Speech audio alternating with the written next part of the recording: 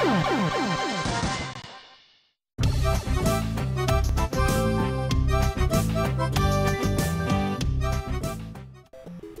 we're back, Gaming Well Wasted, Part 2 of Super Mario, and Wendell is in World 8 with Luigi. Year of Luigi, giving you the mean face.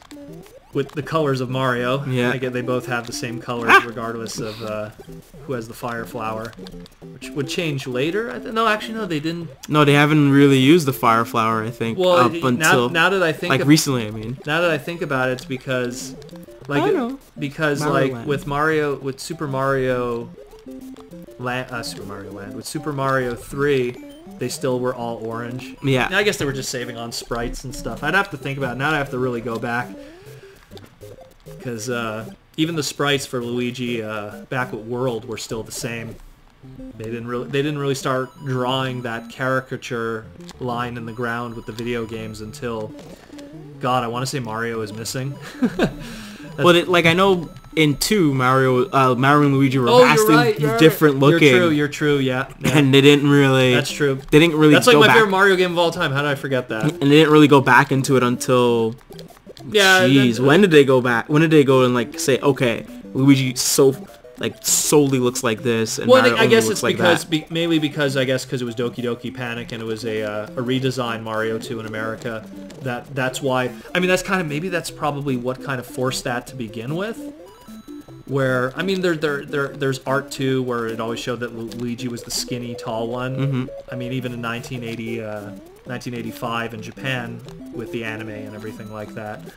But it's like, I think that the Doki Doki Panic game that was made in America kind of really solidified that. Ah! Same death. Yeah. Well, at least you caught up to me. Yeah. Back in the game!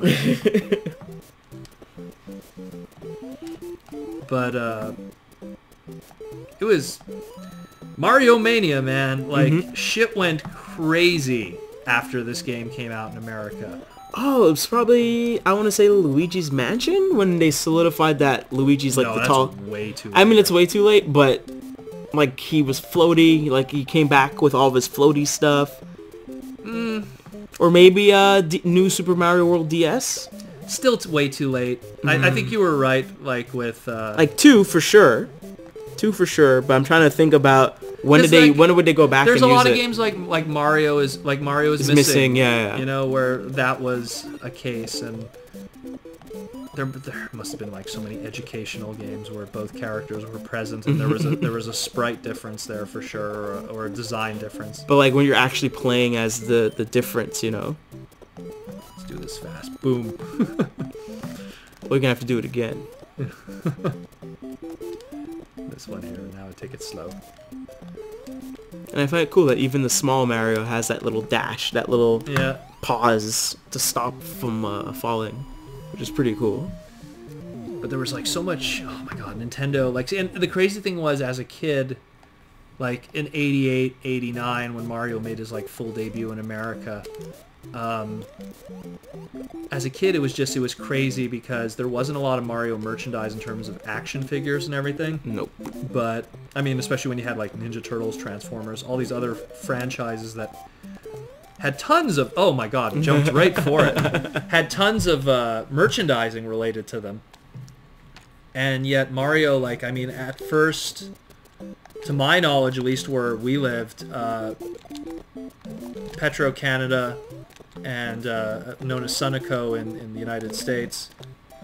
No, we have some Sunocos. We have Sunocos here, but at one time, Petro Canada and Sunoco were two separate things. Yeah, exactly. And then they kind of got fizzled out. But I remember they had the Super Mario Applause PVC figures, which was like Mario with a turnip and Princess Toadstool, Luigi, you know, the flying Koopa Troopas, all of that. And it was like Mario Mania, and it was crazy, and we had those, and there was stickers, I remember. There was all kinds of stuff. Like, it was a crazy time. And if you wanted Mario, you got him, basically. Oh yeah, there was tons of like merchandise, just nothing that was really action figures. I mean, I think that's why Nintendo fans are so crazy about like action figures today. I know it's always that like weird like pixel You're a pixel off, you're dead. Yeah. Makes sense, though. As a Mega Man player, you get used to that You shit. have no one to blame but yourself. Yeah. But it was just, it was nuts. Like, I always say, like, I mean, when you think about it... Oh my god, again, the same thing. Dude, what are you doing? Same shit. What are you doing? What am I doing? I remember, like, what was fascinating to me is, like, when you think about it, like, all the superheroes that existed at the time, all the stuff that existed since, like, you know, especially, like, the video game, the action figure boom with, you know, late 70s with Star Wars and Transformers, G.I. Joe, He-Man, all those superheroes that were on television, Super Friends with the Superpowers line, you know, Marvel really didn't have a big presence on television back then outside of Spider-Man and stuff. But all of that stuff that existed, and then out of nowhere, mid to late 80s, 2 Italian plumbers from Brooklyn, one's overweight, they show up, and then they are the definition of what is a hero In a video game. for a generation, practically. And they become more well-known than any Ninja Turtle, any, you know... Rambo. Any Autobot, any RoboCop. Like, it's insane when you think about it. Oh boy, I don't want to be how in there. big Mario got in such a short span of time. And what they are, really. You know what I mean? Like, they're not like someone with, like, crazy superpowers or muscular or anything. It's just these 2 Italian plumbers. And yet they became legends and icons. 2 Italian plumbers from Brooklyn. Although I think the Brooklyn thing was invented afterwards, but... Probably. But I think it like played into like Lou Albino, or maybe he brought something to that. I don't know. I'm trying to think where that came up first. Like, obviously Super Mario Brothers Super Show played that up heavily. Mm-hmm. But I'm trying to remember if it existed anywhere before that, because I know the Japanese kind of were like, oh, he's a grocery store owner. If anyone watched the Japanese anime movie from '85. That thing is eye-opening. Yeah.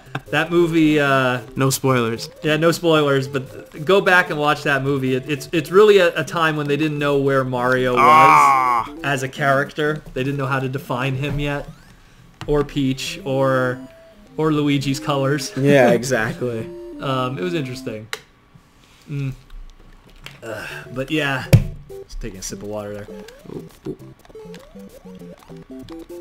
What? You went back up. Weird, eh? No. Oh, shit. I don't know if I should speed it up or not. Alright, so we'll take a break and we'll be back after this.